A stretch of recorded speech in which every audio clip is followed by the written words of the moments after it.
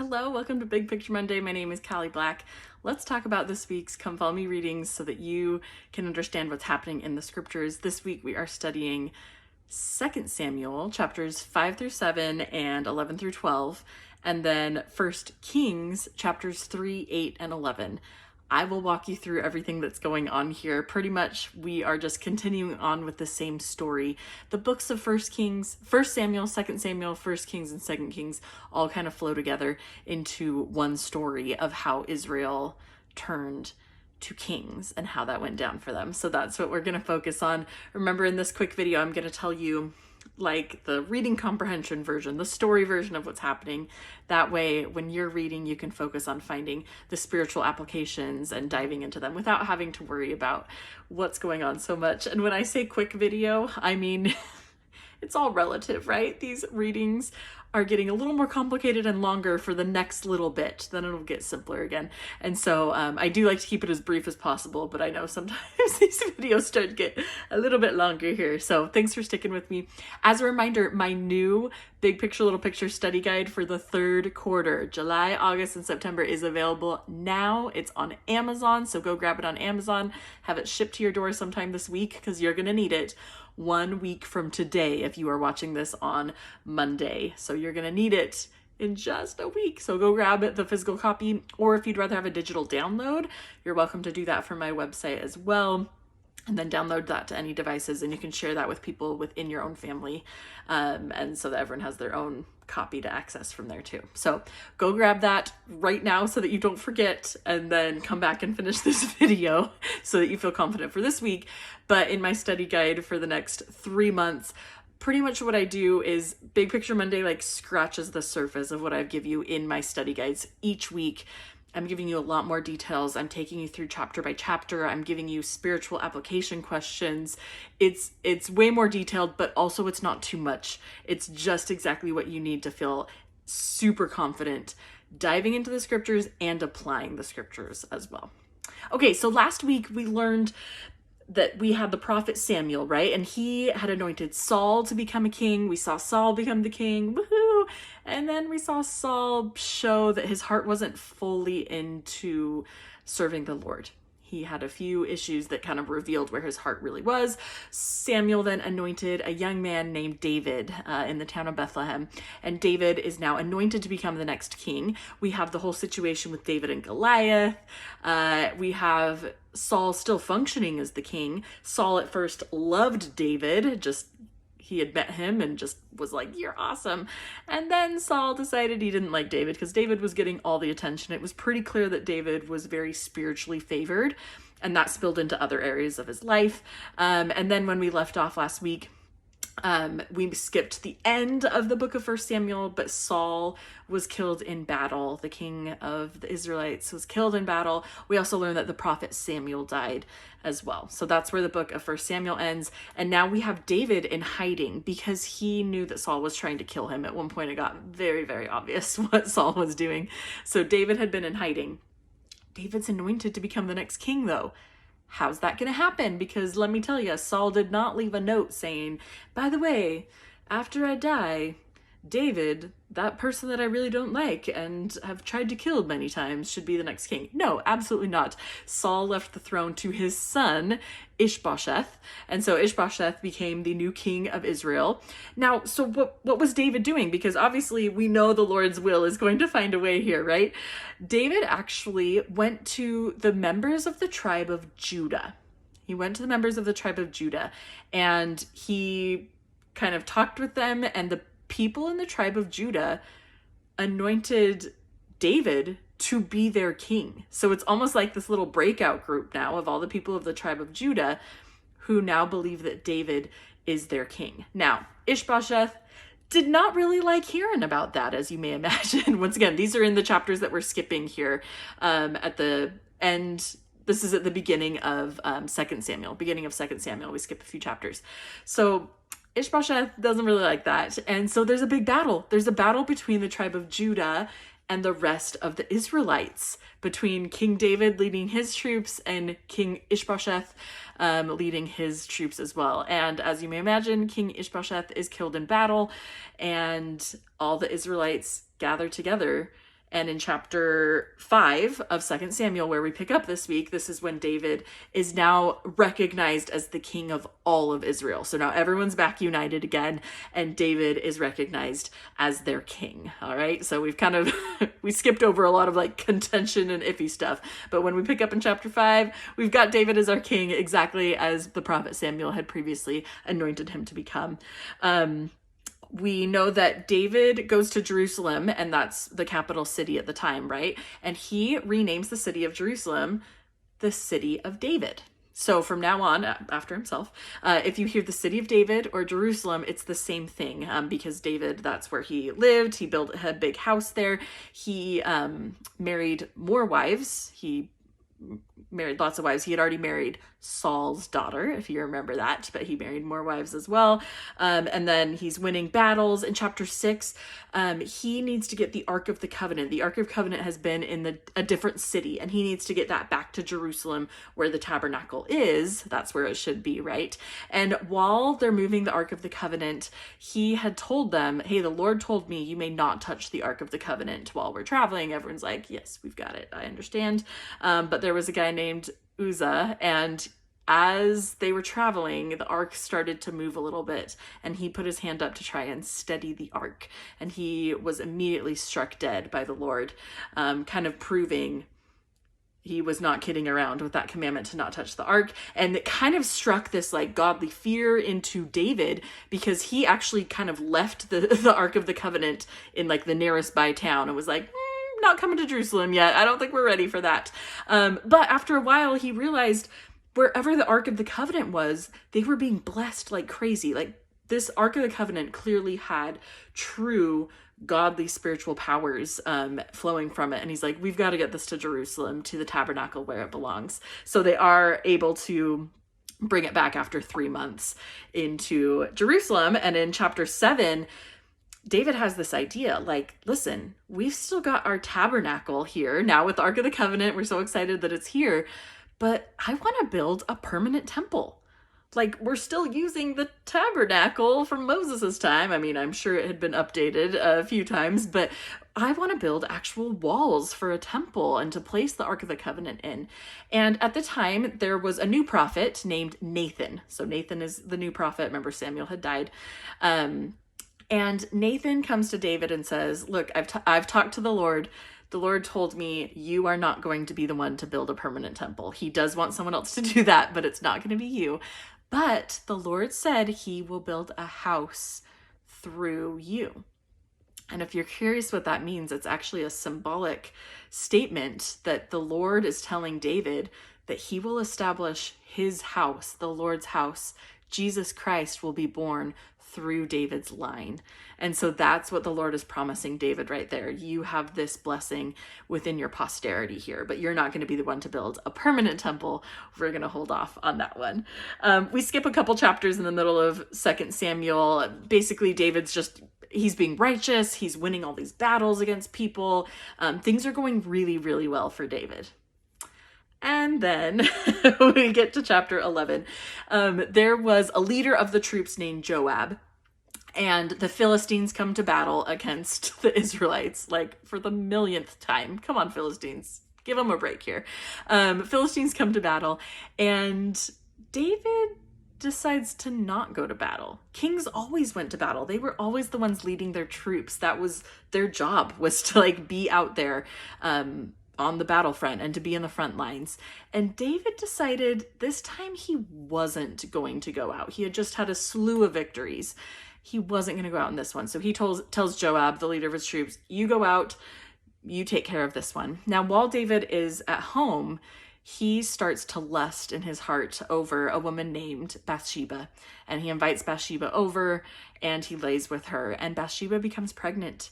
And David all of a sudden it seems that he has a reckoning of, I just committed sin and it's not like, I've got to do something about this right now. He really wanted to cover it up. So what he did is he sent a letter to Joab, the leader of his troops, and he said, you need to send me Uriah. And Uriah is Bathsheba's husband. And he was out at war. And so he said, send Uriah back home. Uriah came back home, and David kind of just like made some stuff up for Uriah. Uriah's like, all right, I'm here. What do you need, King David? And David just like kind of says some things. Basically, David wanted Uriah to be at home with Bathsheba so that when there's a pregnancy, no one can corroborate the story on whose that was.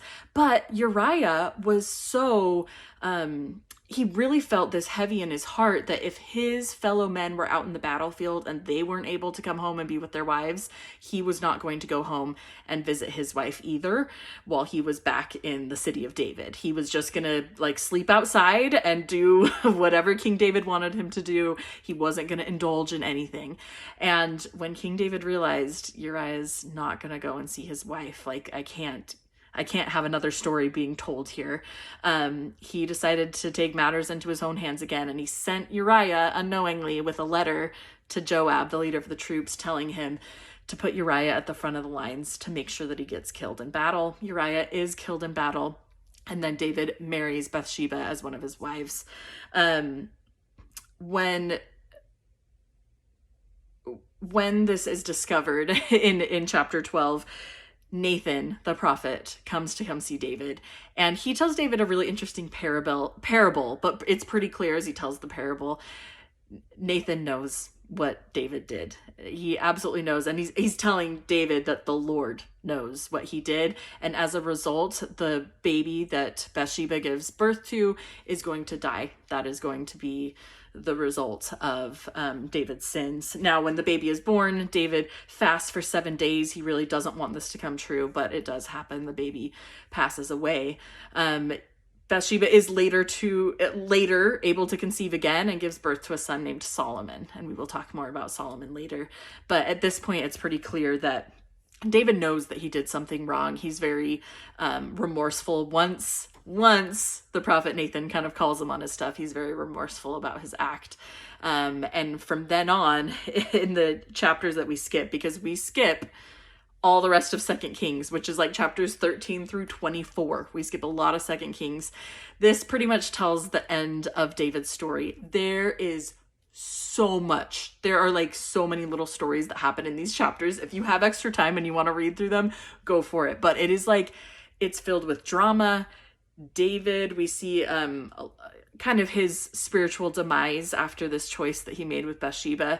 But his sons also, there's some crazy stories that go on, and some heartbreaking stories, and some sins, and some heartbreak, and all sorts of things that happen. But that's kind of where we're at, as we see this demise of David's household. Okay, so going on to the book of 1 Kings. During this part, we know that David is he's growing old. He needs to know who's going to be the next king. And Bathsheba says, what about our son Solomon? And David thinks that's a good idea. And Nathan the prophet thinks that's a good idea. So Solomon is given this okay by the Lord. David dies, and Nathan is anointed the next king. Sorry. David dies. Solomon is anointed.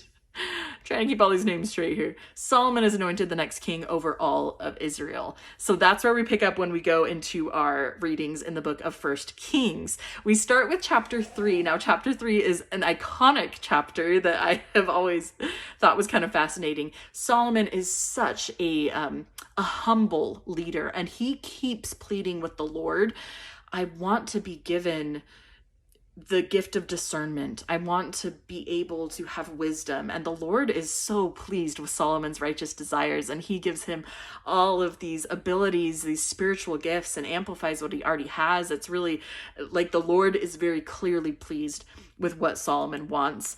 We know that Solomon marries the Pharaoh's daughter from Egypt. And then, as an example of his discernment, two mothers come before him with one baby. You've probably heard this story before. And Solomon is able to come up with a plan to figure out how he can discern who's the mother.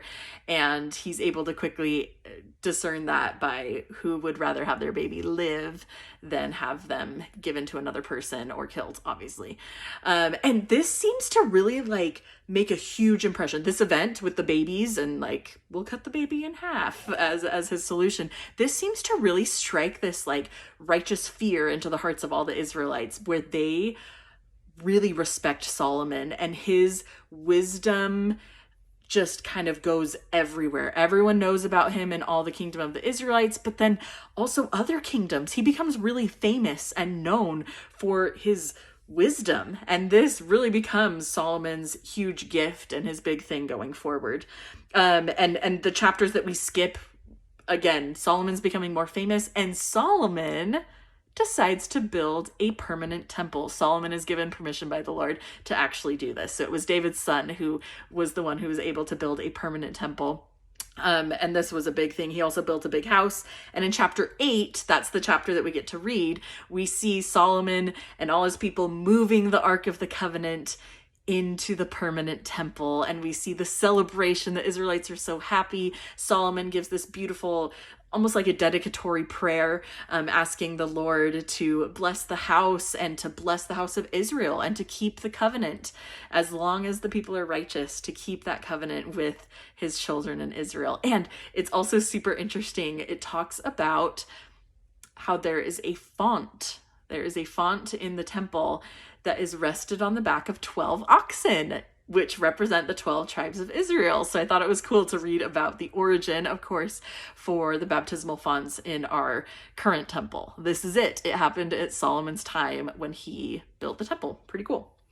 Okay, we skip just a couple more chapters. Solomon's building a navy. The Queen of Sheba comes and visits him. Like, it cannot be overstated, Solomon's importance in the eyes of the world.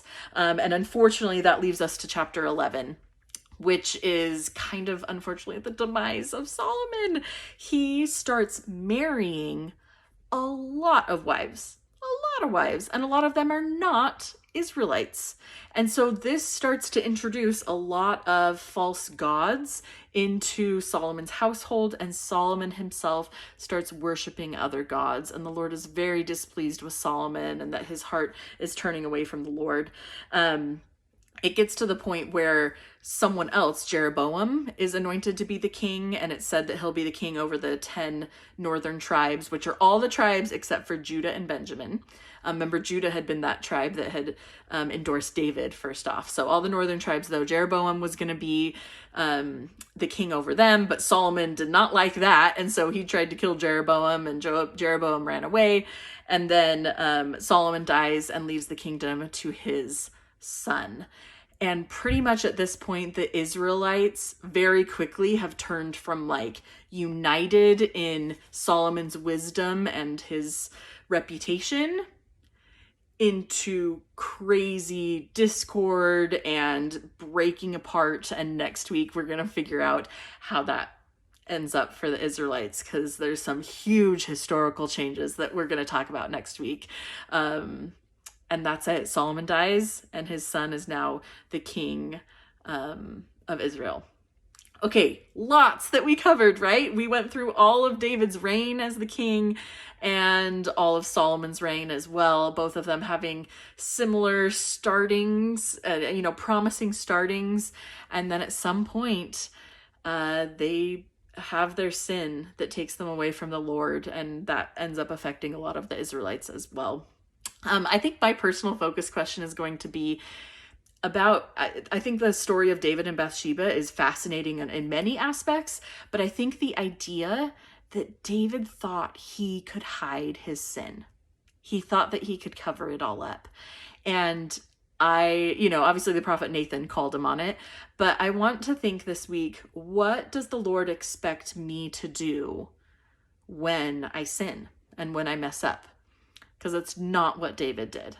David could have sinned and chosen other things after that sin, but instead he chose to go a different direction, and that's what kind of started taking him away from the Lord. So when I do sin, when I do choose the wrong, what does the Lord expect me to do afterwards in order to keep staying on the right trajectory? That's what I'm going to think about this week. And let me know what spiritual questions and impressions are coming to you as you're reading these fascinating chapters about the story of David and the story of Solomon, his son, as well.